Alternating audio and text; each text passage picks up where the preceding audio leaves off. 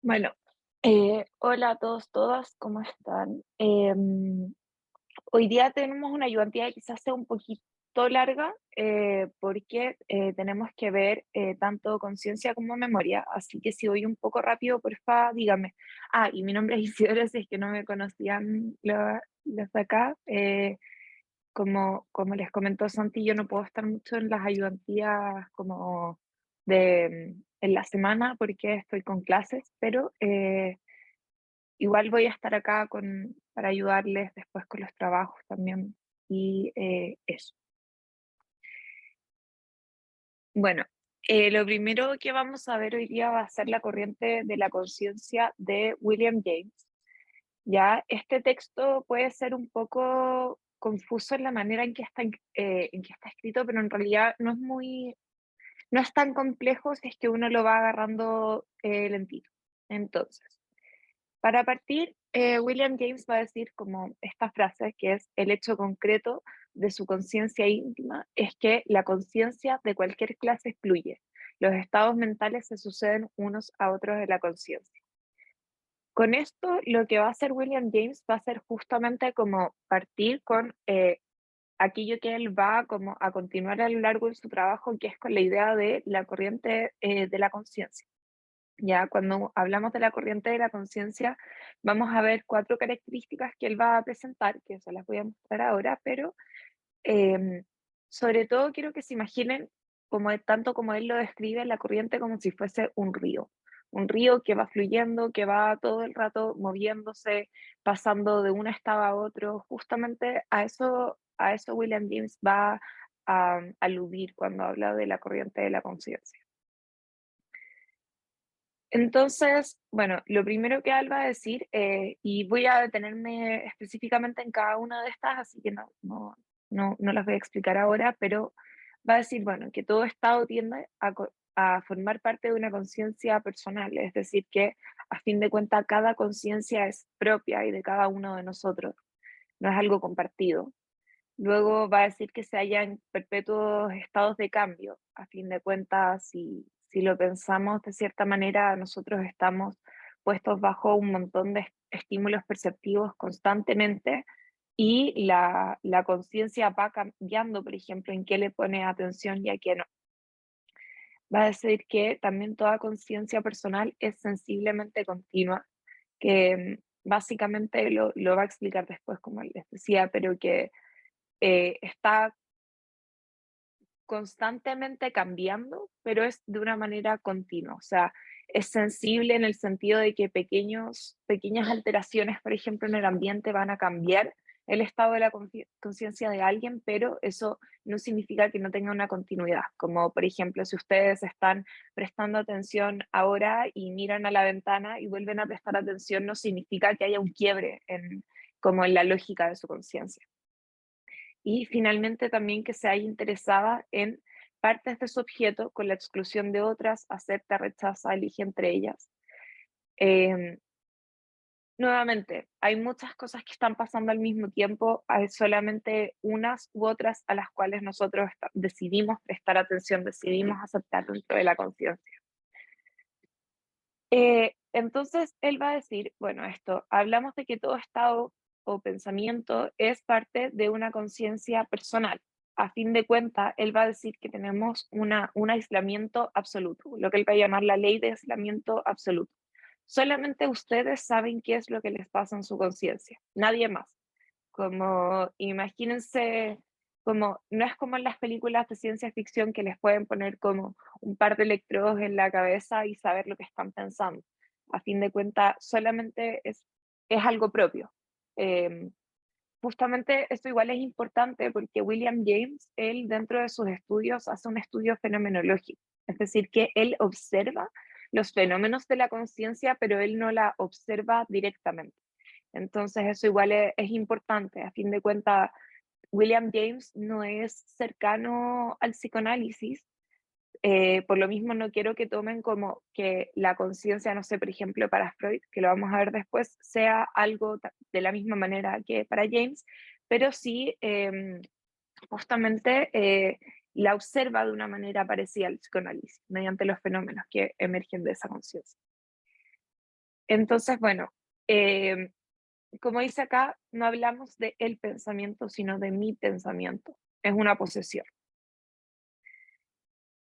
Y bueno, ya yendo a a las cuatro características que les estaba mencionando. La primera característica es que ningún estado de conciencia puede volver a ser idéntico al que fue. ¿Por qué?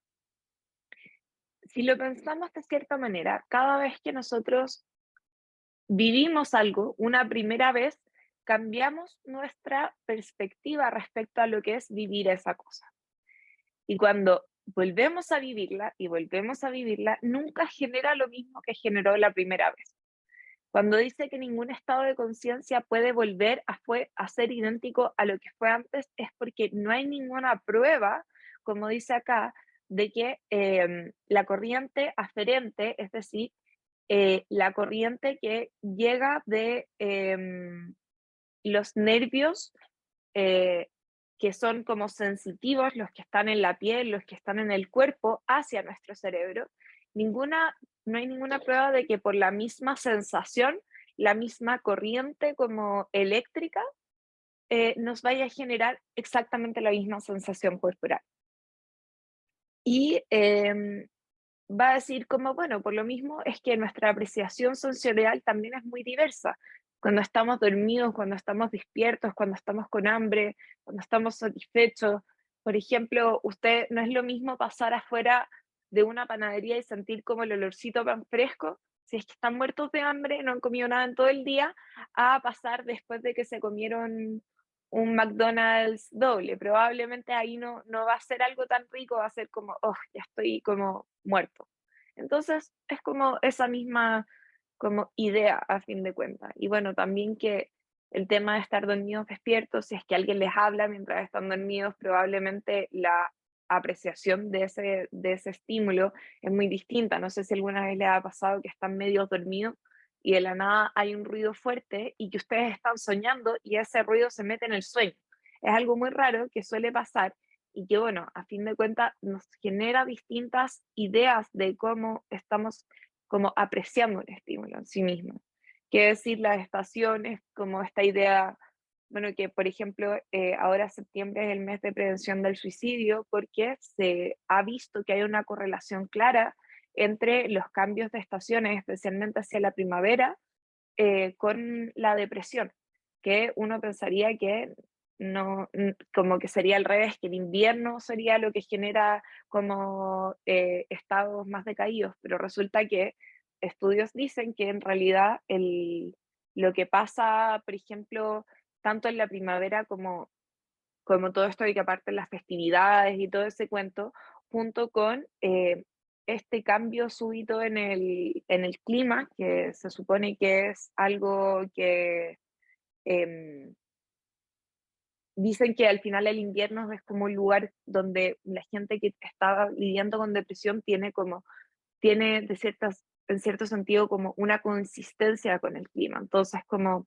es todo un estudio que hay, pero a fin de cuentas a lo que quiero llegar volviendo a esto es, las estaciones afectan cómo apreciamos las distintas cosas. Sea algo como me parecía interesante igual como comentarles de este estudio que salió porque, eh, perdón, eh, bueno, continuando. Eh, Bueno, como les decía, esto que toda conciencia personal tiene un sentimiento, un pensamiento sensiblemente continuo, en el sentido de que van a haber distintas cosas, perturbaciones que lleguen a la conciencia, pero siempre hay una continuación dentro de eso que está pasando. Yo sé que tanto si, no sé, eh, paro de hacer la ayudantía y, no sé, voy a cocinar como sigo siendo yo, no es como que porque haya cambiado mi estado de conciencia en lo que estoy prestando atención y en lo que estoy pensando, significa que haya como una disociación de cierta manera con eso. Y entonces va a decir que, bueno, en verdad tampoco es que todos estos cambios sean súbitos, o sea, tan como de un momento a otro en términos de la cualidad de la conciencia. Es decir, si es que hay una interrupción, nunca es como que hay un corte, sino hay como un pequeño como momento en el cual, y justamente vamos a llegar a esto, él va a presentar un gráfico que ahí se los voy a mostrar, pero justamente como que siempre queda el residuo de lo que pasó antes y de la idea de lo que va a pasar después. Entonces, hablando específicamente de las interrupciones y es como acá recién que les voy a hablar esto de la aureola, pero para que tengan la idea de que está relacionado con lo que vamos a llegar a después. Bueno, entonces él pone este ejemplo, que es medio raro, pero básicamente dice que si dos personas despiertan en la misma cama, ambos reconocen que han estado dormidos, como saben que yo estuve dormido y que él estuvo dormido. Él estuvo dormido, pero em, no es algo como de, despertamos al mismo tiempo, pensamos la misma cosa, como que la conciencia de los dos, como mientras duermen, se volviera como una cosa como enmarañada, como siempre son dos conciencias, siempre están las dos personas ahí por separado, y por lo mismo, em, no, no es algo que se junte entre los dos. Y también es importante como entender que si bien hay una interrupción con el tema del sueño, por ejemplo, también vuelven a tratar de volver a donde estaban previo a quedarse dormidos. Muchas veces sucede eso. Entonces, él dice como la interrupción significa una continuación propia del recuerdo y la otra persona solo puede concebir los estados del otro. O sea, yo solamente puedo mirar los estados de otro. Como si la persona, por ejemplo, está callada y está pensándose hacia adentro y empieza a decaerse, yo solamente puedo suponer que está pensando en algo triste, pero yo no lo sé. Yo no tengo el recuerdo porque el recuerdo es directo de esa persona. Entonces, en ese sentido, nosotros, nuestra conciencia está siempre funcionando con esta idea del río, como nunca va a parar, siempre trata de encontrar cómo enudarse de vuelta hacia donde estuvo. La conciencia tiene esta cualidad que es como no para. De hecho, como pensaba el otro día, a fin de cuentas, ¿cómo nosotros determinamos que una persona está viva? Como literalmente en la clínica, si la persona tiene una muerte cerebral, saben que no está consciente de nada, no tiene ningún tipo de sensación ni de nada porque no hay un cerebro que esté procesando eso. Ahí es cuando permiten que la gente, por ejemplo, o sean enviados a donar órganos para luego como para terminar también con la vida de esa persona, o simplemente apagar los interruptores de las respiraciones asistidas y de todas esas cosas. ¿Por qué? Porque la persona nunca va a volver a ser quien fue, no tiene una conciencia. Entonces es bien heavy pensarlo de esa manera, pero es como esa vocecita interior de cierta manera lo que hasta en algún punto nos hace como personas bajo lo que hoy en día está estipulado al menos tanto como normativamente como psicológicamente como todo. Entonces, bueno, va a decir que hay estados mentales que son sustantivos y transitivos. Si tienen dudas, por favor, me preguntan, ¿no? Yo supongo que van bien. Voy a esperar, si no para devolverme.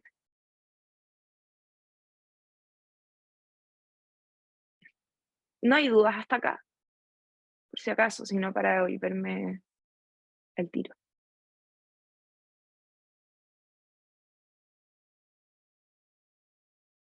Ya, bacán. Bueno, igual estoy atenta al chat, estoy atenta a la sala de espera, estoy haciendo multitasking, así que no se preocupen. Sí, Cualquier cualquier cosa, cosa aparece igual, alguna duda en el chat, te aviso yo o la respondo yo por ahí. dale. Bueno, respecto entonces a esto de los estados mentales sustantivos y transitivos. Las sustantivas son periodos de descanso, pero no descanso como el dormir, sino ahora se lo explico. Y las partes transitivas son parte de la conciencia. Lo que William James va a decir con esto es que nosotros estamos constantemente de llegar a un estado sustantivo, es decir, encontrarle la respuesta a esta cosa en la que estamos pensando para tomarse un descanso. Y las transitivas es cuando parte el tránsito, no imagínense con los autos, es como que la sustantiva es como llegamos a la primera parada y luego como que la persona dice, ah, no, pero voy a pensar en otra cosa, entonces el autito como que retrocede y se va y cuando para es como se llegó a un descanso porque se llegó a a una como a una respuesta, por decirlo así. Entonces, bueno, va a decir que los descansos generalmente están ocupados por imaginaciones sensoriales, distinguidos por la peculiaridad de que pueden mantenerse ante la mente por tiempo indefinido sin que cambie. Al final, nosotros podemos como imaginarnos algo y se puede mantener. El tema es que nosotros estamos tratando de siempre llegar a algo y estamos pasando constantemente desde partes transitivas hacia partes sustantivas. Entonces, cuando se supone que cuando llegamos como a una respuesta, a fin de cuentas, como que generalmente estamos como más tomados por imágenes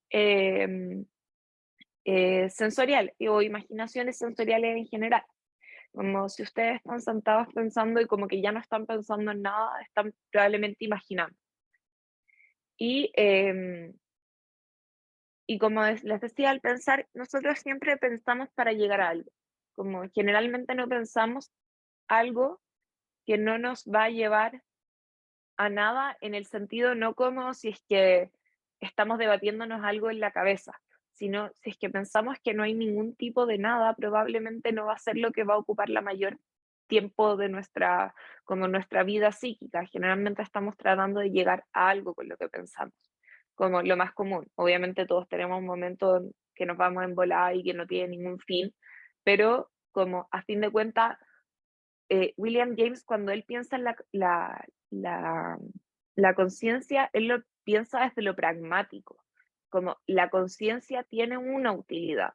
Él lo dice así, de hecho, él es de los primeros que empiezan a hacer este movimiento más hacia el pragmatismo, como tratar de entender cuál es la función, cuál es el fin, más que, por ejemplo, cosas más empíricas del cómo funciona, porque se dio cuenta que en verdad estaba demasiado difícil darse cuenta cómo funcionaba realmente la conciencia y qué era lo que pasaba ahí adentro del cerebro, le interesaba más el fin, como qué es para qué está la conciencia. Au, perdón, tengo un gato, ya, lo siento, me estaba rajuñando.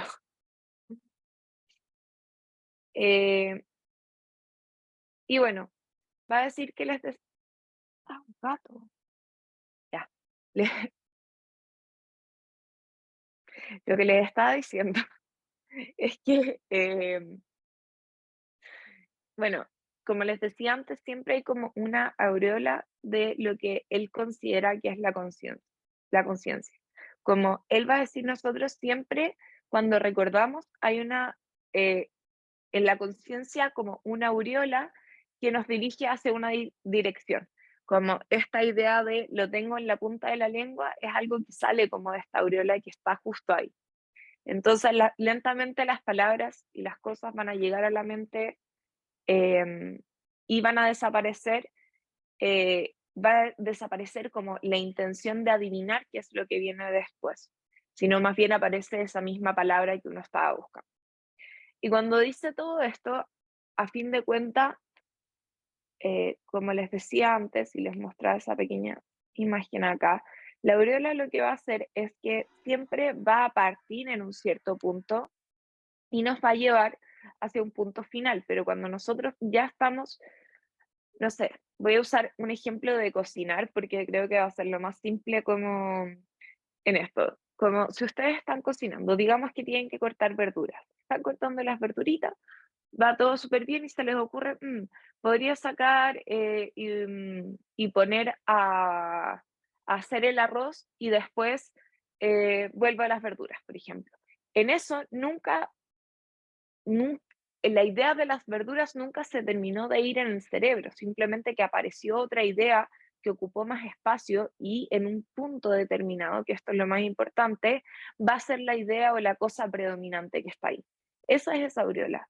Esto va a ser como el momento en el aquí y ahora que va a estar lo predominante, pero hay residuos de lo que vino antes que mantienen un espacio de la conciencia y lo que vino, lo que está viniendo para después. Entonces, la idea de William James es esa, como siempre hay residuos sobre tonos psíquicos que quedan de lo anterior, em, y lentamente decaen, y de hecho, em, ya que este también es un curso de neurociencia, aprovecho de mencionarlo, como muchos estudios en neurociencia justamente funcionan midiendo estos puntos como de peak respecto a algo. Y eso se hace con electroencefalograma, y a fin de cuentas lo que uno intenta ver es cuál es el momento peak en que un estímulo se presenta y es representado como mentalmente. Entonces aparece justo como la onda, como tú le mostraste el estímulo en momento cero, y hay un momento, no sé, a los 100 milisegundos, que hay una onda que sube así como especialmente. Eso de por sí ya es como, de cierta manera, viene de esta idea también, como ocupa de cierta manera esta misma noción de lo que va pasando en el cerebro. Em, Bueno, también dice que el pensamiento puede ser igualmente racional en cualquier clase de los términos. Y entonces él va a decir, bueno, el pensamiento voluntario se compone por un tema o sujeto. Estos se hallan constantemente percibidos en la aureola. Si la aureola de un pensamiento nos hace sentir que todo está bien, podría considerarse como un pensamiento desenvolverte del tema. Fin de cuentas, si es que la aureola nos entrega esto final em, como llegamos a esa respuesta, ya se desenvuelve el conflicto.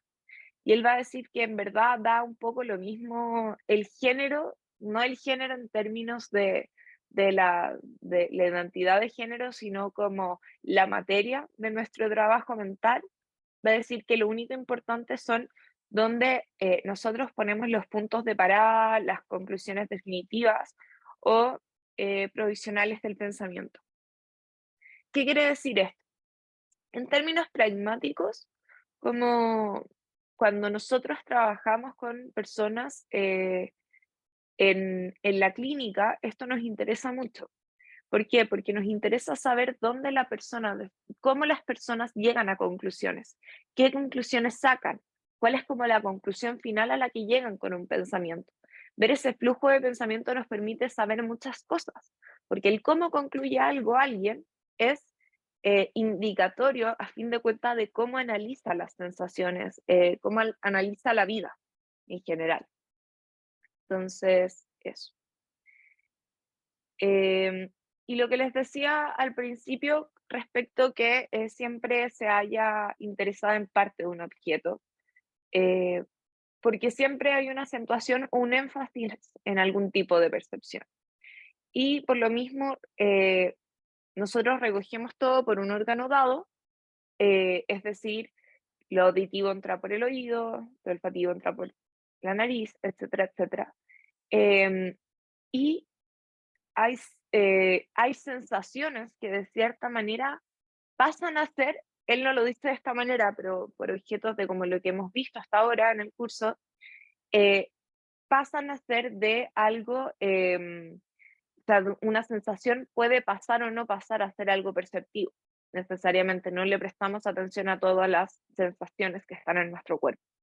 Nosotros al final prestamos a ciertos umbrales de sensación, prestamos atención a otras y por lo mismo, o sea, a otras no. No sé, por ejemplo, si ustedes van en la calle y hay viento, probablemente no van a estar sintiendo el viento todo el rato. Porque, o sea, puede que lo estén sintiendo, pero no lo van a percibir todo el tiempo, porque hay otras cosas más importantes que, no sé, pues una brisa, por ejemplo, como no necesariamente le prestamos atención. Em, Y bueno, al final, nuestra experiencia se basa, al final, en lo que nosotros atendemos, hacia dónde ponemos nuestra atención, por dónde dejamos que pase el flujo de nuestra conciencia. Eso con esta parte. ¿Dudas respecto a esta parte de la ayudantía de este texto? recordar que se agradece cualquier cámara prendida, cualquier aportación por el micrófono, no solamente por el chat, para hacerlo un poco más personal, un poco más humano también, sin presionar a nadie, pero que recuerden que está esa opción y que siempre se agradece mucho, sobre todo si tienen preguntas o comentarios. Sí, se va entendiendo bien. Muchas gracias. Buenísimo. Gracias ahí por usar el micrófono. Sí, ya, genial. Em, para que ustedes sepan igual, ok, sí, obvio. Para que sepan igual, yo creo que Santi les dijo, como yo estoy full time en vespertino también con este curso, entonces, con la profe. Entonces, estamos ahí como dividiéndonos la pega, entonces, en general, siempre nos pueden preguntar a cualquiera de los dos, porque entre los dos preparamos los PPT y todo eso. Eso. Bueno, respecto a lo sustantivo y lo transitivo, al final es solamente que nosotros siempre, al final lo que les estaba diciendo esto de llegar como a una resolución, a cómo la persona de cierta manera piensa el tiempo, cómo llega a las conclusiones, esta sería la parte como del fenómeno de eso. Es solamente entender que el pensar generalmente quiere llegar a un descanso en el sentido de llegar a una conclusión, aunque sea algo provisional, pero llegar a algo. Generalmente estamos pensando hacia un fin, como da lo mismo lo que sea. Siempre tratamos de llegar a un pequeño descanso en eso. Y en ese sentido, nosotros estamos constantemente pasando de una parte sustantiva, es como que es este descanso, a otra. ¿Y cómo? Mediante lo transitivo, mediante los tránsitos de la conciencia, los flujos de la conciencia que nos llevan a pasar de un descanso a otro, de un momento de reflexión a otro momento de reflexión. Eso.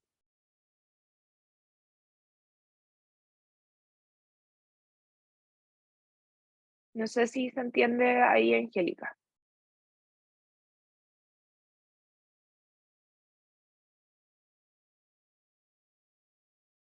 Bacán. Ya. Ahora vamos a pasar a don Tatita Freud. Eh, tenemos dos textos de Freud hoy día, así que eso, voy a tratar. Bueno, para que sepan en general lo que es como más psicoanalítico, como probablemente me voy a meter más yo porque ya estoy sacando la especialización en psicoanálisis y sé que psicoanálisis en su universidad es como súper hardcore, así que voy a tratar de hacer lo mejor por ustedes de explicarles esto bien, ¿ya? Eh, este texto yo lo encontré súper complicado. Lo hablé con la profe. Y lo que conversábamos es que, bueno, Freud escribe este texto en un tren, ¿ya? En un tren no se le entiende la letra y las traducciones y la simbología que ocupan no tienen ningún tipo de idea si está bien, si está mal, si hace sentido, si no, ¿ok? Así que como voy a hacer esto dentro de lo que el texto empírico me permite entender. No sé si ustedes ya lo leyeron, la primera proposición de Freud, la primera y la segunda, pero si no la han leído, no se frustren tanto, porque yo creo que la profe les ha dicho que ella tampoco les gusta tanto el psicoanálisis, entonces eh, tampoco creo que sea muy duro en eso la evaluación que tiene. Bueno, antes de partir, igual aprovecho de decirles este dato freak de Freud. Él era neurólogo, como ustedes sabrán, si es que no sabían. Bueno, Freud en sus orígenes era médico, era neurólogo. Y el caballero, por más que se fue en muchas voladas que uno dice así como, oh, ¿cómo llegó a esto? En sus inicios estaba haciendo algo completamente biológico, ya, completamente. Más aún, Freud estuvo a punto de descubrir las neuronas. Él, se han encontrado dibujos de él como dentro de su trabajo y justamente se han encontrado como esquemas de cómo funcionan las neuronas cómo son, previo a que esto existiera en la literatura médica. Como hubiese puesto un poquito más de trabajo porque lo dejó como hacia el final del trabajo que había hecho, como que lo abandonó, hubiese sido quien inventó el nombre neurona y hubiese sido él el que atribuiríamos hoy en día a eso. No sé quién será el caballero, pero el que realmente lo hizo, pero sería curioso que fuese Freud. Ahora, eh, él va a hacer dos proposiciones. Va a hablar de lo cuantitativo y de lo cualitativo. Ya, porque acá les pongo. Em, ya la teoría de las neuronas en esto llega a la conciencia, ¿ya? Él cuantitativamente va a hacernos todo, perdón, cuantitativamente va a hacer una serie de estudios al respecto. ¿Y qué se da cuenta? La cantidad, como en términos de cuánto está fluyendo la conciencia, por ejemplo, si lo queremos mantener como estábamos antes, cuánto está fluyendo esa conciencia es sumamente importante para lo patológico. Por ejemplo, nosotros cuando estudiamos patologías psiquiátricas, una de las cosas que nosotros miramos son, bueno, en general todos los procesos psicológicos, cómo se están dando, ya la percepción, la sensación, la conciencia son cosas sumamente importantes. Y hay miles de términos, de síntomas y de cosas que van a tener el agrado de em, la serie, disculpen que me estaban hablando en importante. Bueno, al final toda la serie de cosas que nosotros estamos estudiando con la conciencia van a ser sumamente importantes porque nos permite entender el estado mental de una persona. Por ejemplo, una persona en shock va a tener lo que llamamos una obnubulación de conciencia. ¿Qué significa eso? Que la persona se va a estar probablemente con la conciencia como teñida por un afecto, está como sumamente como alterada bajo ese aspecto, bajo esa noción, como que el resto como que hay una cosa como externa que no está entrando mucho y todo eso. Por ejemplo, cuando estudiamos cosas como la catatonía, vemos que también hay una disminución sumamente importante en la conciencia. em, entonces, bueno, como al final, justamente Freud en el hospital en donde trabajaba se da cuenta de esto, como, mira, patológicamente es importante la cantidad de conciencia que está teniendo la persona, como cuánto se está moviendo. Entonces, él va a decir que habrían dos, em, dos tipos de excitaciones neuronales. ¿Ya? Es decir, dos cosas que provocan que tu cerebro como piense de cierta manera. Aquellas cantidades de energía de cosas que están proveniendo del mundo externo, que él lo denomina Q, y la UN va a ser la cantidad eh, intercelular, como lo que pasa un poco más por dentro. Ahora voy a empezar a explicarle esto, como hay que ir lentito. Entonces, como les digo, la excitación neuronal, que las neuronas estén ahí disparando, va a estar correlacionado con cantidades de Q, que es como de estímulos externos. Y va a decir que el sistema de neuronas va a estar conectadas con la superficie exterior estimulable. En términos modernos, señales aferentes. Y va a decir que un sistema primario sirve de cierta energía que es adquirida para liberarla por la conexión de mecanismos musculares. Es decir, hay un sistema primario, las señales eferentes, que son las que vendrían del cuerpo, del cerebro hacia abajo, como estoy tratando como de mezclarles con un lenguaje un poco más biológico de hoy, porque si no esto como que puede ser aún más confuso. Y bueno, hay señales del cerebro al final que generan descargas musculares y que mueven el cuerpo. Y eso va a ser como lo primario del sistema de neuronas. Y va a decir,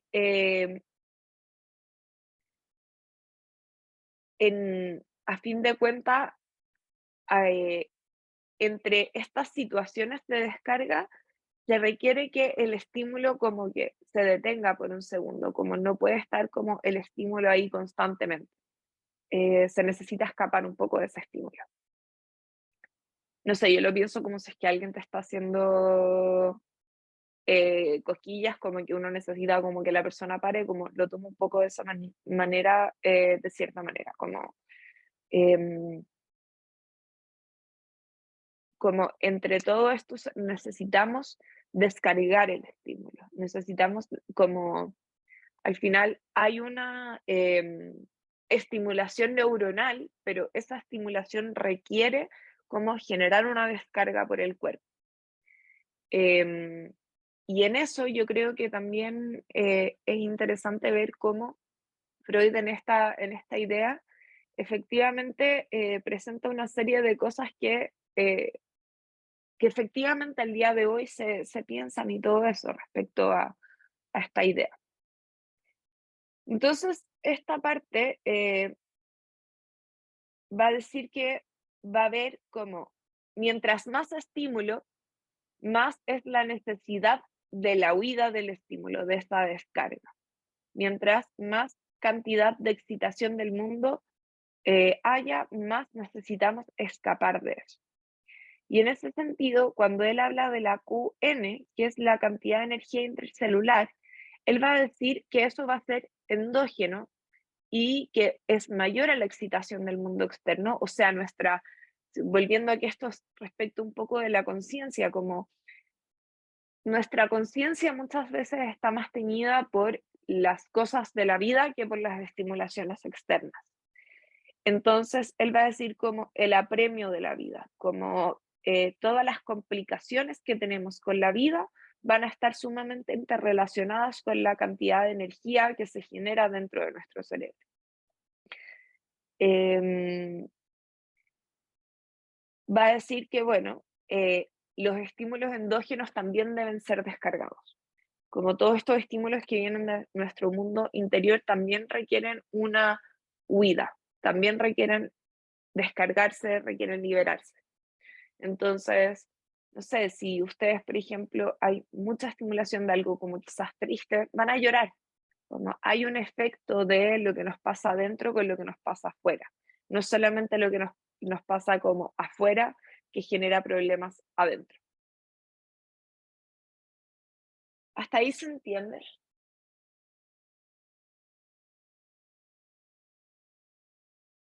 Sí se va entendiendo. Ya, súper. Gracias. Em, y bueno, la segunda proposición va a ser ya cuando va a hablar de las neuronas. Y va a decir que, bueno, que esta cantidad interna em, está relacionada a neuronas, ¿ya? O contenidos, ¿no? Todavía no sabía, em, que generan, al final acá lo que va a decir es que las neuronas, por más que tengan una misma forma, tienen distintas funciones. Y esas distintas funciones están relacionadas con las distintas neuronas, lo cual hace mucho sentido porque hoy en día podemos pensar que hay neuronas que están, por ejemplo, en el lóbulo temporal, eh, otras neuronas que están en la hipófisis, que después, o en el hipocampo, mejor dicho, que después lo vamos a ver con memoria. em, Así que, bueno, eso. Y al final, nosotros tratamos de liberar, em, o sea, podemos liberar, así como también podemos almacenar esta energía por ciertas resistencias que se contraponen a la descarga, ¿Qué quiere decir esto?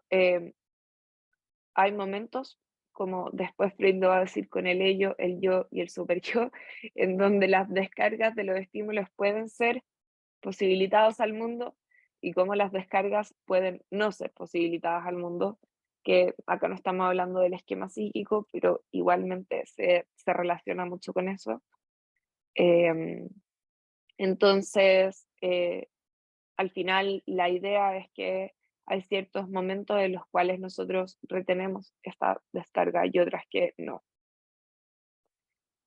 Y ya cuando habla de la conciencia, finalmente, va a decir que en realidad no es todo lo biológico lo que nos interesa, también lo subjetivo, pero deben ser los dos.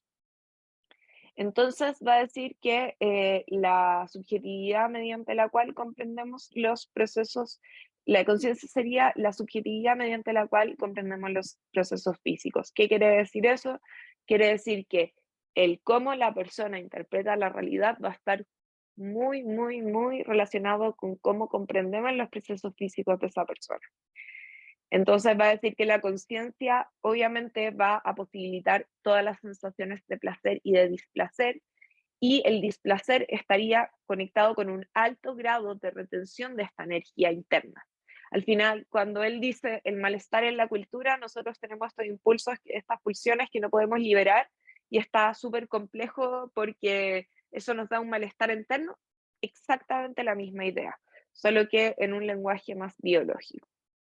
Em, y bueno, va a decir que finalmente él piensa que tenemos neuronas encargadas de la percepción que serían pasaderas, o sea, que pasan como están todo el rato pasando de estados a otros, y otras que son impasaderas, que son las cuales estarían encargadas de la memoria, porque es como que se consolidan como algo que no va a pasar de un estado a otro. En cambio, las que son de las sensaciones, es distinto sentir calorcito de la estufa a sentir, no sé, po, que te quemaste con el horno. Esas están todo el rato estimuladas de distintas maneras, no como las de la memoria. Y eso con esto. No sé si tienen preguntas, dudas. Siento que es complejo explicar este texto sin caer en cosas o muy biológicas o muy psicoanalíticas. Entonces, cuéntenme si estuvo claro.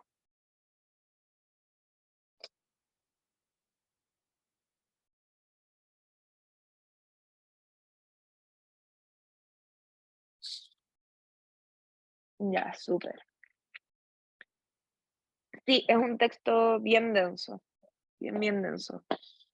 Yo creo que leerlo es complejo igual. Me estoy sirviendo de bebida por si acaso tengo la completamente ya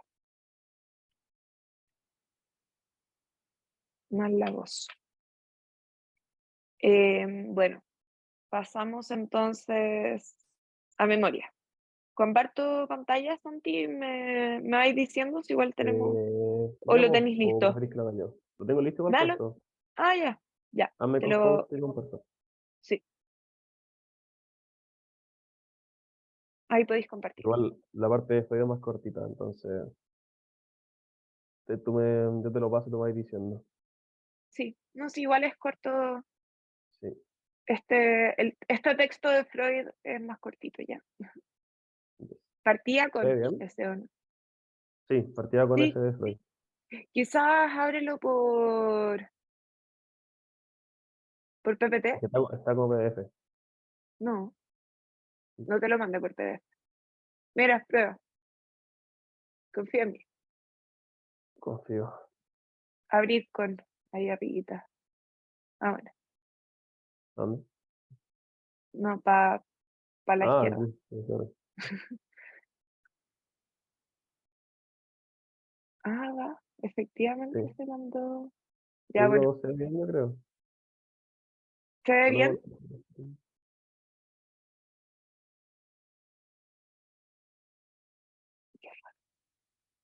Sí se ve bien, súper. Ya, Achícalo un bacán. poquito porque Ya, voy.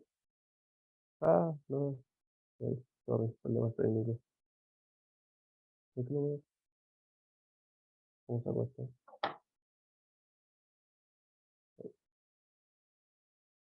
Ah, Sorry que pero es se que esté es el que explotando. subió es el que subió la Anto Sí, lo a... tengo, lo puse desde ahí. Ya. Bueno, vamos a Ya. partir con memoria, ya son varios textos, pero estos vamos a ir más rapidito porque no son tan complejos. Vamos a partir con el de Freud, que es de recuerdos de la infancia, recuerdos encubridores.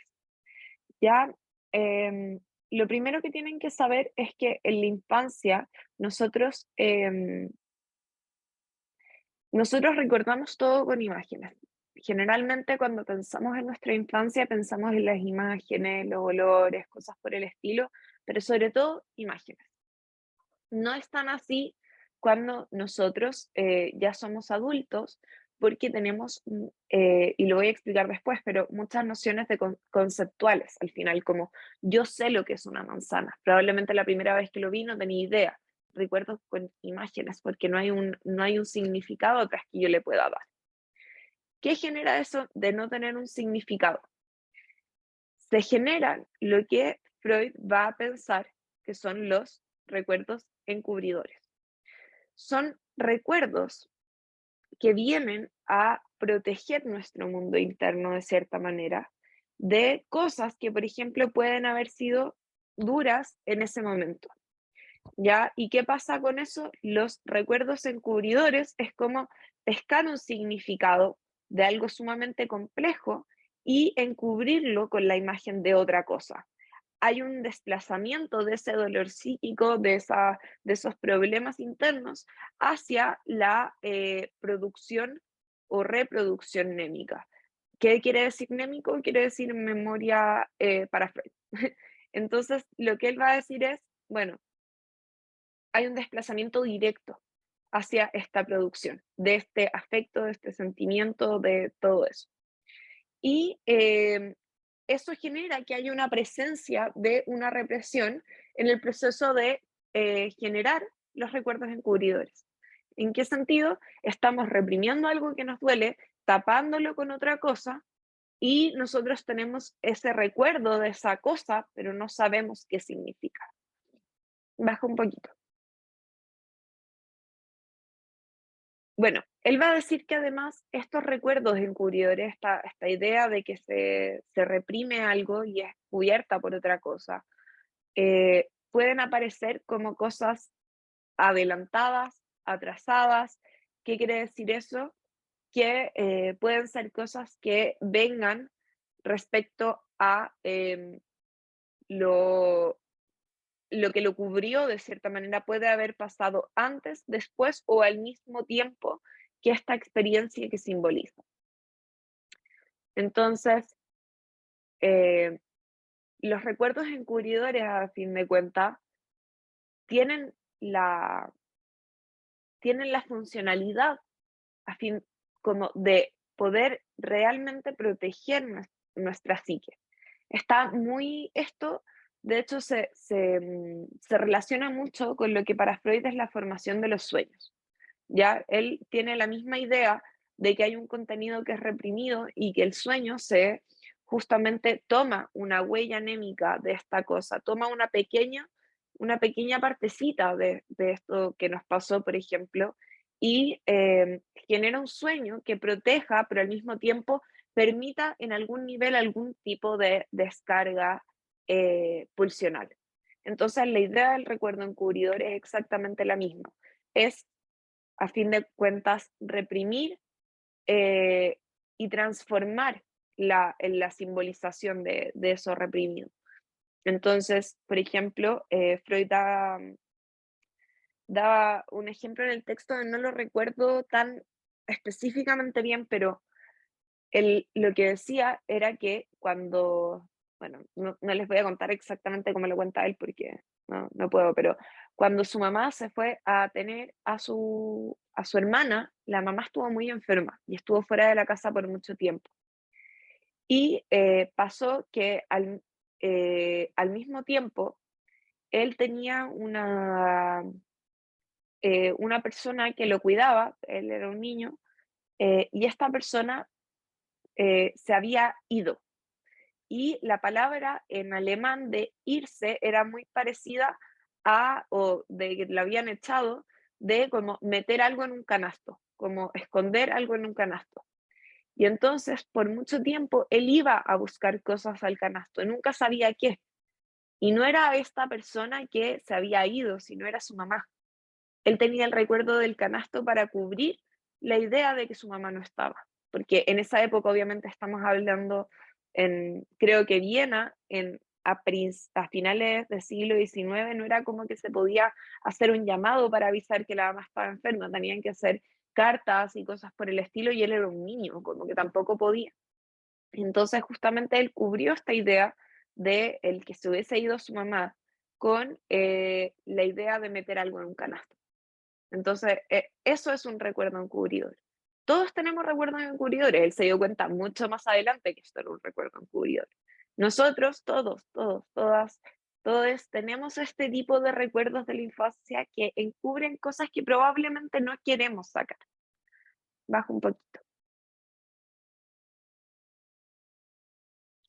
Y bueno, también acá en este texto él va a preguntarse como, ¿qué tan atrás recordamos? Y va a decir que hay personas que recuerdan desde los 6 meses a otros que recuerdan desde los 5 años. Y entonces él problematiza esta idea de amnesia infantil porque se pensaba que los niños no se acordaban hasta cierta edad.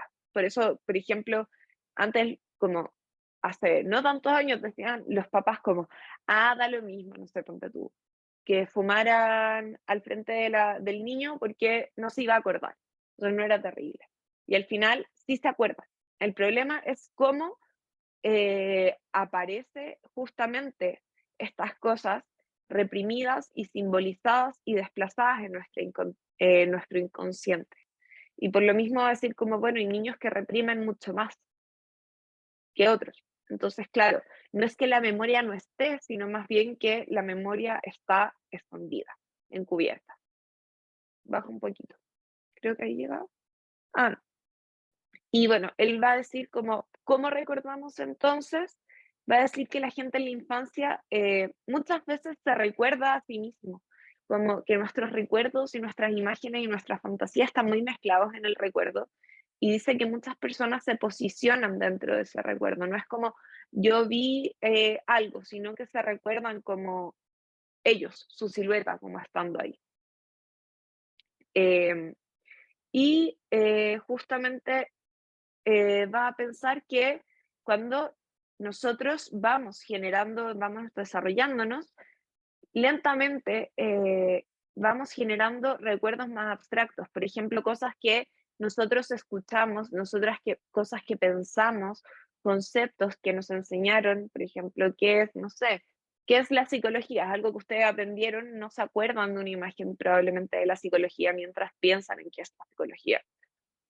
Entonces, justamente él va a pensar que como los adultos no se visualizan tanto en su persona, sino em, más bien se contradice la idea de que en la infancia la atención estaría puesta solo en el exterior, porque en la infancia nosotros recordamos con la silueta, recordamos el cuerpo, recordamos esas cosas. Probablemente como mirándonos hacia abajo, como lo que sea, pero como que en nuestro imaginario aparece eso. Entonces él va a decir como, bueno, es porque la abstracción del pensamiento en la adultez es distinta. Y entonces, ¿cuál sería nuestro trabajo desde el psicoanálisis? Baja nomás.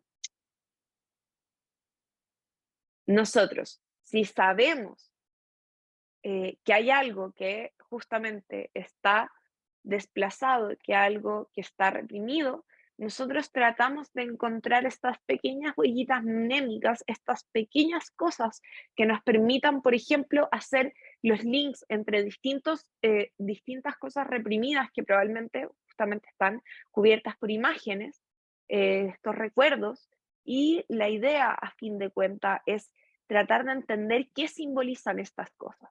¿Qué simboliza aquello que fue reprimido? ¿Qué simboliza aquello que encubre más bien lo que fue reprimido? Tratar de entender qué es lo que está ahí atrás. ¿Qué es lo que está atrás de un recuerdo simbólico? Eh, Recuerdo una cosa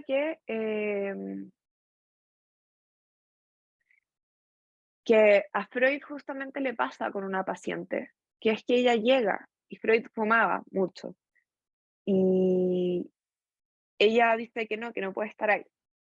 Y él le pregunta por qué, y le dice, ella le dice, no sé, odio el olor a humo. Y empezaron a trabajar desde eso. Resulta que su padre, que la había creo que abandonado, la abusaba, y el padre siempre tenía olor a tabaco. Eso es un recuerdo encubridor. Pero no siempre son de cosas, o sea, siempre son de cosas que probablemente no queremos recordar, por eso están reprimidas, pero no siempre son cosas de abuso ni nada por el estilo. Eso. ¿Preguntas de esto?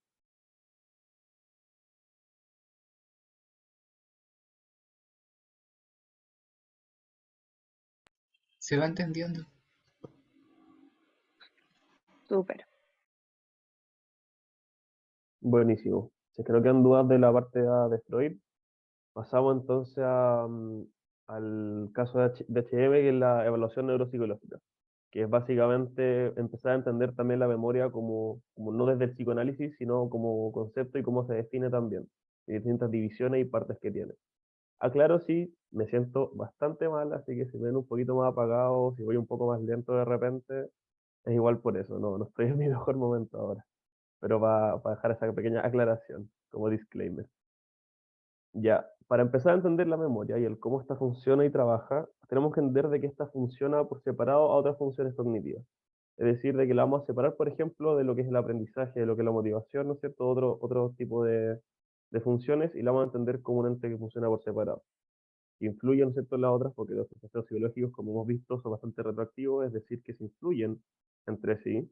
Si es que nos comparamos con lo de conciencia o percepción, nos vamos a dar cuenta de que también influye en la memoria y que la memoria va a influir en el aprendizaje y así constantemente. Entonces, los procesos psicológicos, si bien en este caso en temas de funciones, vamos a tener la memoria como que funciona por separado, también hay que entender de que los procesos psicológicos trabajan en conjunto, por decirlo de alguna forma. La memoria se divide también principalmente en dos aspectos. Uno, la memoria a largo plazo y la memoria de corto plazo. Existen varios tipos de memorias de largo plazo, eh, dependiendo también del tipo de memoria, que después vamos a ver la diferencia entre memoria semántica, memoria episódica y memoria procesual o de procedimiento, y se va dividiendo así y dependen también de las redes neurales en términos de conexiones entre los recuerdos unos con otros. ¿Ya? Pasando a la parte de la memoria de corto plazo, ¿no es cierto? Aquí tenemos un esquema bastante grande y complejo, pero que no es tan complejo una vez entendemos su lógica. ¿A qué quiere decir esto? De que el cómo nosotros percibimos, ¿no es cierto?, la memoria se puede entender desde este concepto. Por un lado, existe un estímulo externo que entra en nuestro registro sensorial. Nosotros, mediante el registro sensorial, almacenamos brevemente la información que se nos va, que vamos percibiendo. Por ejemplo, yo puedo recordar, ¿no es cierto?, este esquema. Yo lo leo, un estímulo externo, yo lo leo, lo veo, entonces entra en mi registro sensorial. A raíz de eso, yo le atraigo la atención hasta ciertos aspectos que quiero recordar. Por ejemplo, no sé, me interesa saber lo que es la memoria de corto plazo, entonces después, al ver este esquema, yo me fijo, doy mi atención en ese estímulo de la memoria de corto plazo para después adquirirla en mi conciencia, por decirlo así. Y aquí es donde todo estímulo, vas a decir que primero va a entrar la memoria a corto plazo, o también nombrada como memoria de trabajo, porque es la que estamos usando conscientemente en este momento. Yo ahora estoy hablándoles de las definiciones de memoria a corto plazo, de memoria haciendo una ayudantía, y ahora yo estoy haciendo uso de mi memoria de trabajo, porque yo estoy últimamente trabajando, ¿no es cierto?, con esta información que es la que yo les quiero transmitir a ustedes, que está en mi memoria, y que yo la traigo desde mi memoria a largo plazo y mi memoria de corto plazo. Entonces, ¿cómo vamos a entender? Lo vamos a entender como este estímulo externo que entra a nosotros y que primero pasa a nuestra memoria a corto plazo, que es la memoria de trabajo, que es lo que estamos pensando y lo que estamos haciendo ahora, en lo que le estamos dando nuestra atención ahora, y mediante distintos mecanismos vamos a hacer de que estos recursos que entran a nuestra memoria a corto plazo, lo vamos a interiorizar a nuestra memoria de largo plazo. Y cómo va a pasar cómo vamos a hacer ese paso de información de nuestra memoria de corto plazo o de trabajo a nuestra memoria de largo plazo, mediante procesos de repaso y codificación. ¿Qué quiere decir esto? De que principalmente el proceso de codificación lo vamos a entender como generar códigos, generar vínculos entre los recuerdos que tenemos y otros estímulos externos o internos de nosotros.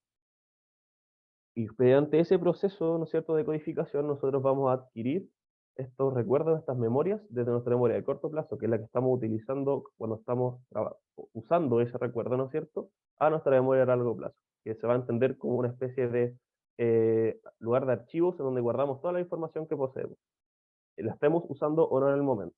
Y cuando queremos usarla, por ejemplo, yo voy a este cajón, ¿no es cierto?, abro, saco el archivo y lo uso en memoria de corto plazo. Y después, mediante estos procesos de repaso y codificación, yo agarro este archivo, lo cierro, lo meto en el cajoncito y lo guardo en memoria a largo plazo. Haciendo esa metáfora más o menos, yo creo que a mí al menos se me hizo más fácil entender la lógica de esta transición entre memoria de largo plazo, memoria de corto plazo y viceversa.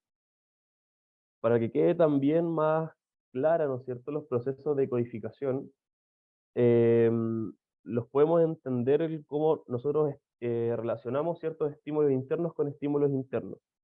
O sea, por ejemplo, yo podría, no sé, asociar esto que estamos viendo con algún sentimiento que me provoque, o con algún pensamiento, alguna imagen, por ejemplo, esto que es súper visual, como este esquema que se muestra, yo puedo asociar esta materia, ¿no es cierto?, con este estímulo visual. Entonces, ¿qué va a pasar? Yo estoy codificando algo para que pase de mejor forma a memoria a largo plazo y lo pueda recordar de mejor forma a futuro.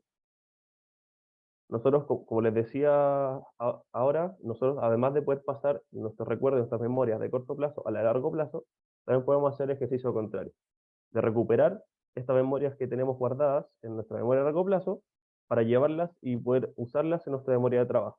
Que eso es lo que les estaba diciendo antes, de agarrar estos archivos que nosotros tenemos organizados y guardados y traerlos con nosotros y poder también utilizarlos y traerlos a nuestra memoria de corto plazo y a nuestra conciencia como en este momento, en este instante. Porque esto yo, por ejemplo, lo pasé hace un año también en procesos psicológicos, lo tengo guardado en mi memoria de largo plazo, pero yo para poder hacer esta ayudantía, lo que tengo que hacer es volver a eso, volver a recordar las clases, volver a recordar la materia, bajarla para poder volver a masticarla, ¿no es cierto? Para poder pasárselas a ustedes. Yo agarro estos recuerdos que tengo en mi memoria a largo plazo, que interioricé hace un año, más de un año, y los traigo mediante ciertos procesos de recuperación a mi memoria de corto plazo, a mi memoria de trabajo. Y eso es lo que trabajo y estoy trabajando ahora con ustedes, por ejemplo, viéndolo súper prácticamente.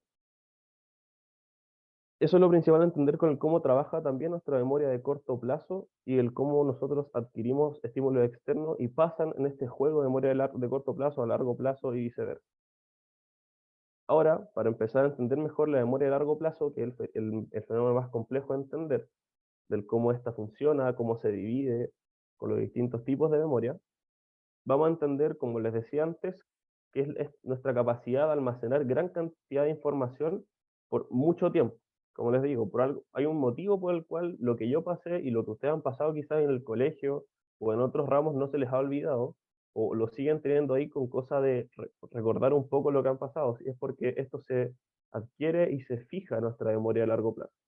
Esta no es infalible, sin duda, hay cosas que nosotros olvidamos, y eso ahí cae la definición, ¿no es cierto?, del olvido, que es perder la noción de estos recuerdos, pero la memoria a largo plazo se caracteriza por eso, porque se caracteriza por eso, no porque, no porque estemos trabajando con un tipo de recuerdo ahora significa que lo vamos a olvidar. Nosotros lo archivamos y lo guardamos, nuestra gran cantidad de información que manejamos, la guardamos en estos archivos y nos duran ahí por muchos años. Eso obviamente va a depender también el tiempo de las prácticas que nosotros tengamos para recordar esta información.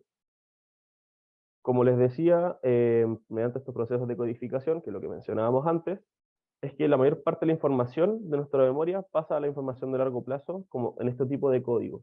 Nosotros la codificamos, le damos un significado también distinto a ciertos factores, a ciertos sucesos, a cierta materia de la universidad o a ciertos momentos de mi vida, yo les doy un significado y así también me permito poder recordarlas y poder utilizarlas haciéndolo familiar también. Como aquí dice, si el material es particularmente familiar, o por ejemplo, no sé, una canción, letra, un himno, una plegaria, algo así, va a ser más posible para mí recuperarlo de la memoria a largo plazo cuando yo lo necesite. en cuanto yo le doy un significado y para mí tiene una cierta lógica y significa algo y lo puedo relacionar y codificar con otros aspectos, yo voy a poder tener una más fácil recuperación de esta memoria a largo plazo.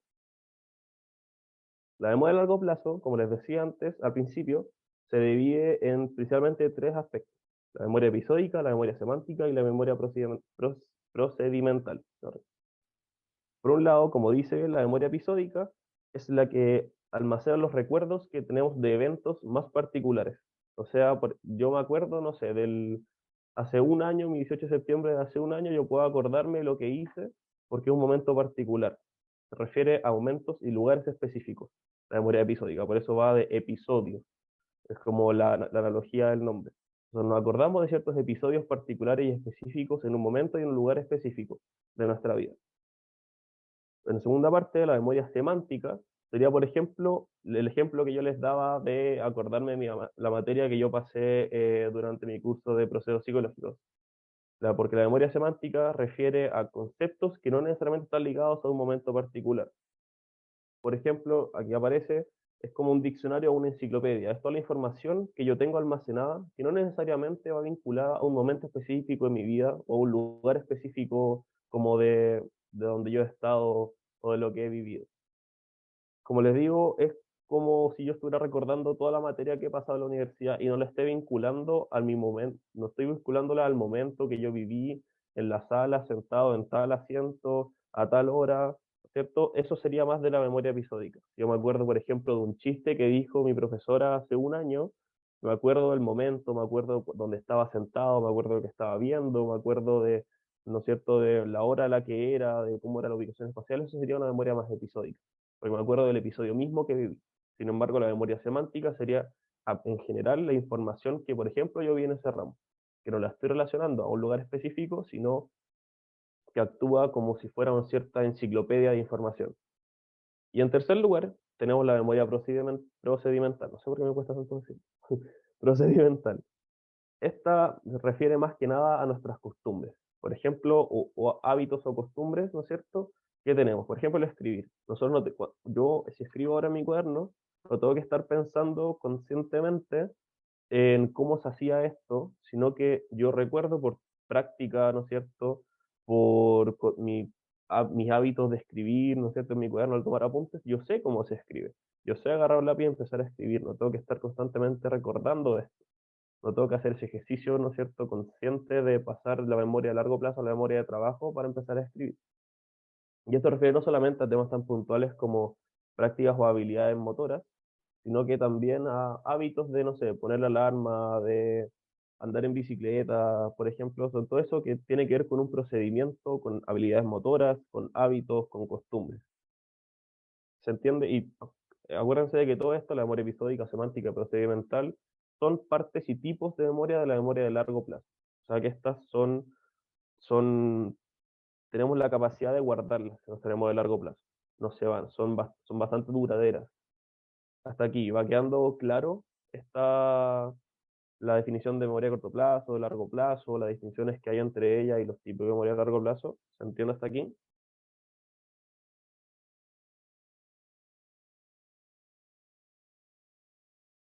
Sí, buenísimo. Gracias, Dana. Ya. Para poder recordar de buena forma existen diferentes técnicas para poder, por un lado, mantener la memoria a largo plazo o para poder recuperarla, o también para poder ingresar la información que tenemos a nuestra memoria a largo plazo. Las dos más importantes, que es lo que nosotros les queremos enseñar, es, por un lado, el repaso mecánico y el repaso elaborativo. El primero, repaso mecánico, refiere a, tal como dice ahí entre comillas, la práctica hace al maestro. Si yo practico muchas veces una acción o, por ejemplo, leo muchas veces una definición, va a ser más probable de que yo la pueda integrar en mi memoria.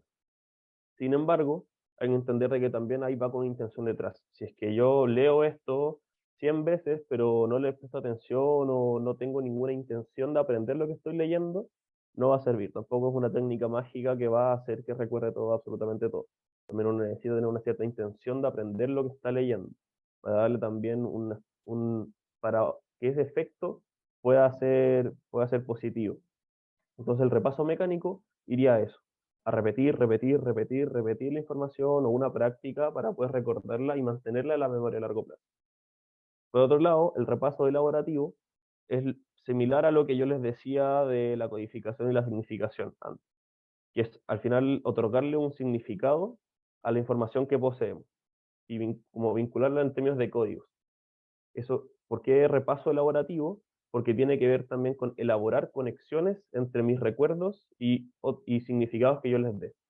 Entonces, ¿qué hacemos ahí? Nosotros codificamos nuestra información, les damos un significado y así hacemos posible que se pueda mantener nuestra memoria a largo plazo.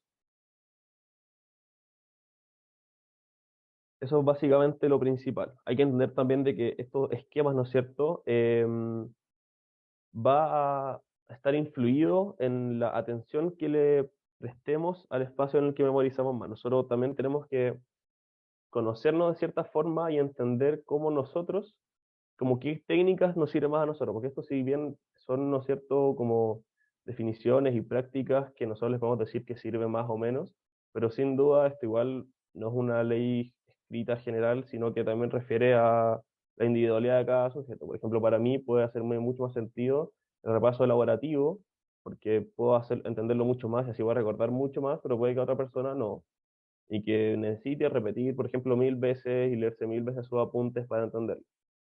Y ahí va a cambiar también de cada persona, el cómo ésta mantenga, ¿no es cierto?, la información en su memoria a largo plazo.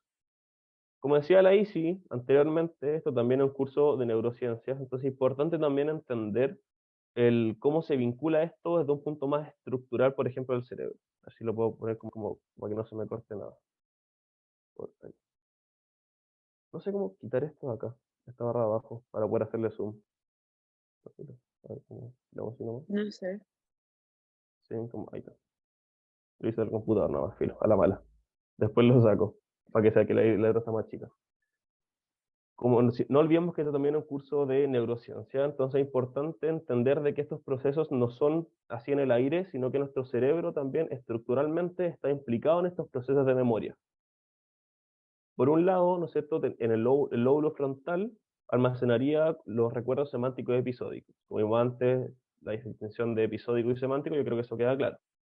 La corteza motora, por otra parte, se encarga principalmente de los procesos de almacenamiento de recuerdos procedimentales.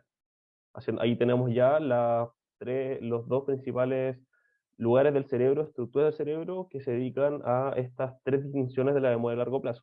Ahí tenemos el lóbulo frontal con la semántica y la episódica, y la corteza motora con los recuerdos procedimentales. Que obviamente esto se divide, no es únicamente así. El cerebro, por otro lado, también juega un papel sumamente importante en el almacenamiento de estos recuerdos procedimentales. El hipocampo, también es muy conocido y se le adjudica muchas veces nuestra capacidad de aprendizaje, por ejemplo, juega un papel fundamental en la formación de nuevos recuerdos. Por esto también se suele decir, tanto en la cultura como popular como desde las neurociencias, que el hipocampo, una de sus principales funciones es la función del aprendizaje, de la, de la capacidad que tenemos, por lo mismo aquí de la memoria, de formar nuevos recuerdos. Y en cambio, la amígdala, si bien también es relacionado a la formación de nuevos recuerdos, la amígdala siempre, insisto, tanto desde la cultura popular como desde las neurociencias, se ha adjudicado una función sumamente emocional. Entonces, si bien el hipocampo cumple un papel fundamental en la formación de nuevos recuerdos en general, la amígdala, a la vez que formar nuevos recuerdos, lo va a centrar en nuevos recuerdos emocionales. Por otra parte, el lóbulo temporal se relaciona sobre todo con la almacenación de recuerdos semánticos episódicos, o sea que también se dedica, por decirlo así, al procesamiento como de la memoria a largo plazo.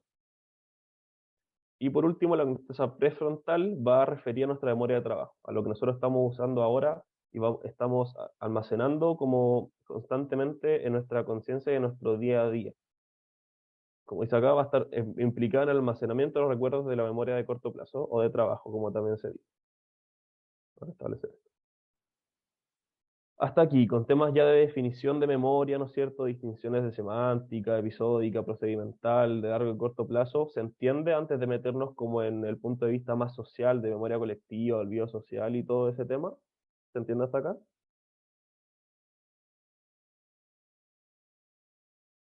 Yes, buenísimo. Me canso más, sorry. La memoria colectiva, nos vamos a salir un poco de este esquema tan biologicista, ¿ya? De entender de estas distinciones de memoria a corto plazo, largo plazo, semántica, episódica, procedimental, etcétera, y de las partes del cerebro, y vamos a ver la memoria desde un punto de vista más social. Y por lo mismo también se puede prestar esta mirada para una mirada más crítica, a su vez, de la memoria, desde el punto de vista del olvido social, que ya nos vamos a meter, de los recuerdos sociales y todo. Cuando hablamos de memoria colectiva, lo entendemos como cuando sociedad se evoca o se vuelve a un acontecimiento como que implica a todo el grupo. Es decir, si es que yo, un ejemplo un poco más banal antes de meternos tanto en una mirada más crítica, si es que yo con mi grupo de amigos una vez nos fuimos a la playa y nos pasó una talla muy divertida caminando por el pueblo, por ejemplo, ahora nos vamos a acordar como colectivamente del cómo nuestro grupo lo vivió, pero sin olvidar también de que nuestro grupo y en general la sociedad también está compuesta por individuos y cada individuo también tiene una percepción distinta de lo que vivió y de lo que experimentó y por ende su memoria va a ser distinta. Pero va a existir una memoria colectiva en cuanto a con esa sociedad evoca un recuerdo y un acontecimiento que haya ocupado un lugar en la vida del grupo mismo y que se haya traído a la memoria. Como les decía, la memoria, aquí hay una definición un poco más del libro, la memoria colectiva es el proceso social de reconstrucción del pasado vivido y experimentado por un determinado grupo, comunidad o sociedad.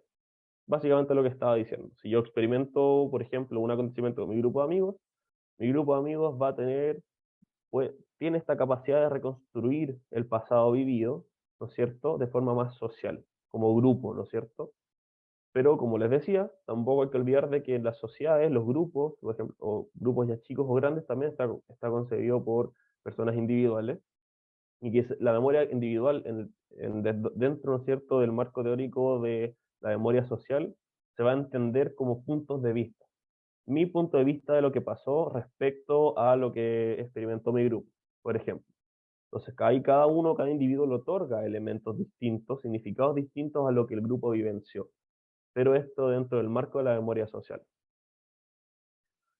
Ejemplos súper importantes y claves para entenderlo como estos marcos sociales de la memoria, ¿no es cierto? Sería, por ejemplo, las fechas y los lugares. Un ejemplo de estas dos sería, para llevarlo más a lo práctico, no aburrirlos tanto con definiciones, por ejemplo, 18 de octubre de 2019. Una fecha, random, pero a la vez esa fecha tiene una carga colectiva, una carga social de memoria social. O si yo les digo 18 de octubre de 2019 en Plaza Italia, Plaza Dignidad, o como le quieran llamar, en Plaza Italia. Ese lugar también va a evocar una memoria. ¿Por qué? Porque el tiempo en el que ocurre algo y el espacio son posibilidades y son lugares en donde ocurren acontecimientos, cuándo ocurre el acontecimiento y dónde, y por ende es una posibilidad de reconstrucción de recuerdo social. ¿Se entiende? Como la importancia al final de las fechas, del tiempo y de los lugares como lugar más físico de donde ocurre un suceso, la importancia que esto tiene en la reconstrucción y en el marco como social de la memoria. Con este ejemplo, por ejemplo, que les daba del estallido social, ¿no es cierto? De todo ese acontecimiento que ocurrió, que ahora lo relacionamos puramente por ejemplo, acordarnos del momento, de la fecha en la que ocurrió, o del lugar donde aconteció. Porque es distinto que yo les diga 18 de octubre de 2019 en Perú, a que si yo les digo 18 de octubre de 2019 en el centro de Santiago. O que les diga lo que ocurrió en el centro de Santiago, pero ayer, por ejemplo. Va a ser distinta la memoria social que se le otorgue a ese suceso dependiendo del lugar y la fecha y el tiempo en el que ocurrió. Por ese motivo que les digo, es que estos dos factores otorgan una importancia sumamente crucial a la hora de entender la memoria social también. Otra forma, ¿no es cierto?, de que tenemos de que la memoria, en que podemos ver cómo la memoria es colectiva es con instrumentos que se tienen para esta colectividad. Por ejemplo, canciones, músicas, como ya algo menos tangible, pero también lo más típico, ¿no es cierto?, museos, libros, bibliotecas, archivos con información que obviamente refiere a un recuerdo. Por ejemplo, el Museo de la Memoria, está en Quinta Normal. Eso refiere a una memoria colectiva, a una memoria social, para recordar, ¿no es cierto?, todas las atrocidades de las violaciones de derechos humanos cometidos el golpe de Estado de dictadura, por ejemplo. Y a la vez el lenguaje, nuestra forma de hablar y el espacio de idear ideas y hablar de lo social, también va a ser un instrumento y un factor sumamente clave para la hora de entender el cómo funciona y el cómo se ejerce la memoria colectiva. Desde el entendimiento de cómo funciona y lo que es la memoria social, también va a aparecer el lado B, ¿no es cierto?, de la moneda, el otro lado, que es el olvido social. El olvido social se va a entender meramente como la capacidad que tiene, ¿no es cierto?, un cierto grupo de personas de ejercer un olvido mediante, por ejemplo, imponer un recuerdo parcial. Por ejemplo, volviendo y usando de nuevo, ¿no es cierto?, la idea del 18 de octubre de 2019, para seguir con ese ejemplo, personas que niegan todo lo que pasó, o que niegan, por ejemplo, las violaciones de derechos humanos ocurridas. Eso es una imposición de olvido social, porque impone un recuerdo que a ese grupo le conviene por sobre lo que la sociedad recuerda. Entonces, se le impone mediante quizás, no sé, manejo de medios de comunicación, mediante la fuerza, incluso como reprimiendo a la gente que hable de esos temas, de por ejemplo la violación de derechos humanos en el estallido social. Si una institución reprime físicamente o reprime sistemáticamente, mediáticamente a las personas que hablan al respecto, se está ejerciendo un olvido social, porque se está forzando a no hablar de un lado de la historia, sino que solamente verlo como a este grupo le conviene. Esto es sumamente delicado porque no solamente refiere a la imposición, ¿no es cierto?, de información y de manejo de información que puede tener, por ejemplo, un gobierno, sino también a el cómo se construye, por ejemplo, la historia. Esta típica frase de la historia la escriben los que ganan, o los vencedores, no sé, me acuerdo textualmente cómo era, es un ejemplo de olvido social. Para bien o para mal, aquí no hay tampoco, olvidemos un poco esos matices de lo que es bueno y malo. Pero la frase de la historia la escriben los vencedores es un claro ejemplo del olvido social, porque un suceso histórico, cuando es solamente escrito y cuando solamente se conoce desde un lado de la historia, se olvida socialmente lo que ocurrió desde el otro lado de la moneda, desde la otra perspectiva. Entonces, no sé si es que se va entendiendo un poco lo que es el olvido social y el cómo funciona y el cómo se ejerce. ¿Sí? ¿Va bien? ¿Va quedando claro? Antes de entrar a los tipos de olvido, ya, perfecto. Muchas gracias a los que ahí están expresando que se entiende. Se agradece. Ahora, dentro de este olvido social, ¿no es cierto?, existen dos tipos principales de olvido. Por un lado, el que antecede a la memoria, que es cuando ocurren tantas cosas en el momento que se está viviendo ese hecho, por ejemplo, histórico, que muchas cosas quedan de lado, que se olvidan, puesto que en el momento mismo pierden importancia, por mucho que después puedan ser importantes. Es que en una revuelta social hay mucha represión por parte de, no sé, las Fuerzas Armadas, pero por otro lado hay momentos de, no sé, de manifestación pacífica, y por otro lado hay mucha, no sé, violencia hacia la vía pública, y hay violencia hacia las Fuerzas Armadas y de las Fuerzas Armadas. Hay muchos factores que están incidiendo. Obviamente como sociedad tampoco somos capaces de recordar absolutamente todo. Entonces, dentro de esa multiplicidad de factores que ocurren en un contexto, también quedan otras de lado. Y por eso dice que antecede a la memoria, porque es antes de siquiera ejercer nuestra capacidad de memoria social, ya se está olvidando algo. Y me acabo de ver la hora, así que empiezo a apurarme. Voy a decir una cosita, un ejemplo ahí muy Sí, chico, pero obvio. por ejemplo lo que pasó durante los 60, como cuando Mm, Kennedy era presidente, eh, estaba quedando la embarrada en el mundo, pero como justamente hay un poco como esta cosa publicitaria de América puede ganar porque llegamos a la luna, por ejemplo.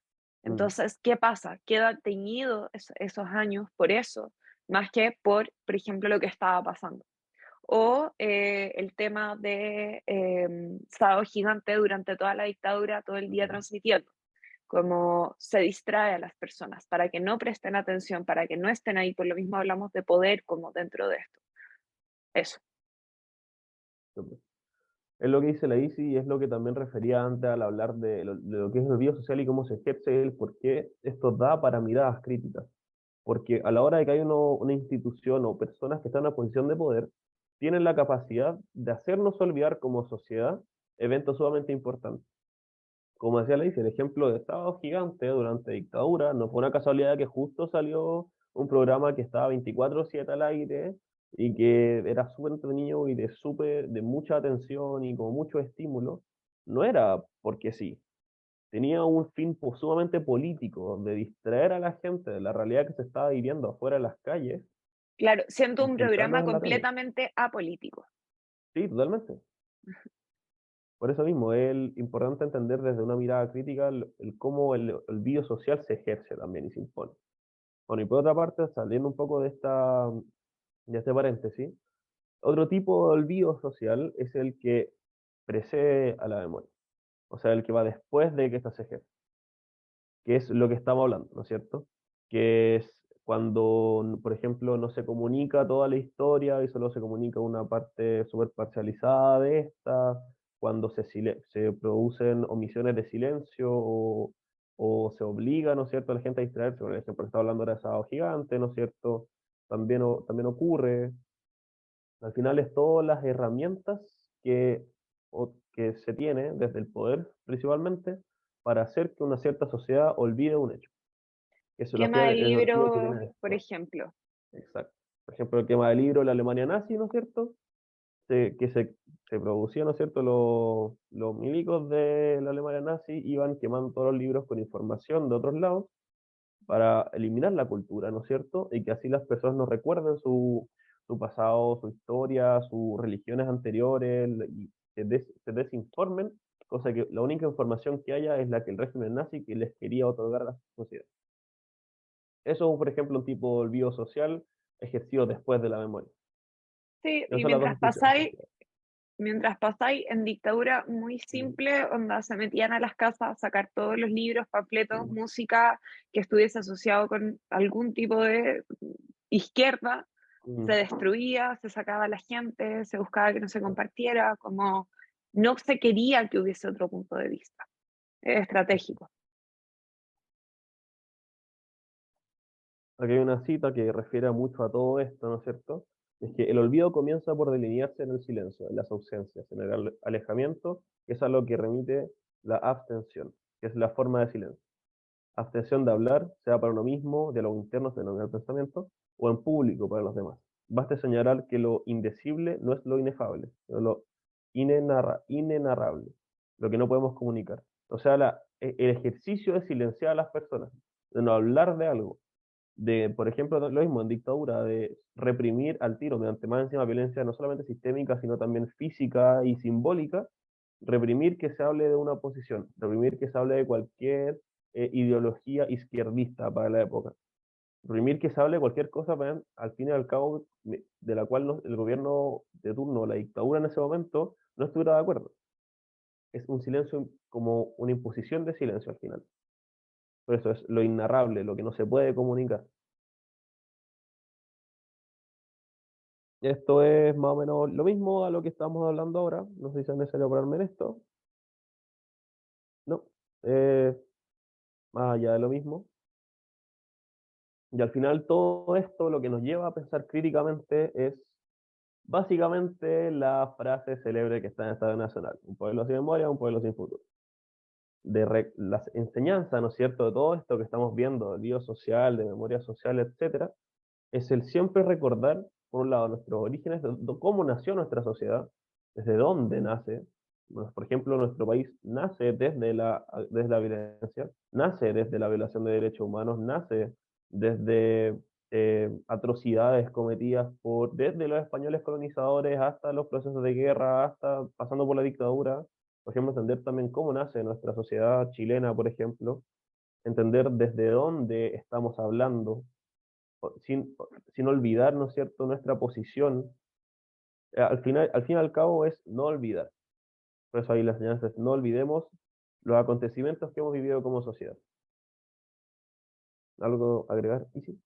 Antes de cerrar, porque ya estamos sobre la hora. Sí. No, nada. Solo si es que hay preguntas, cualquier comentario.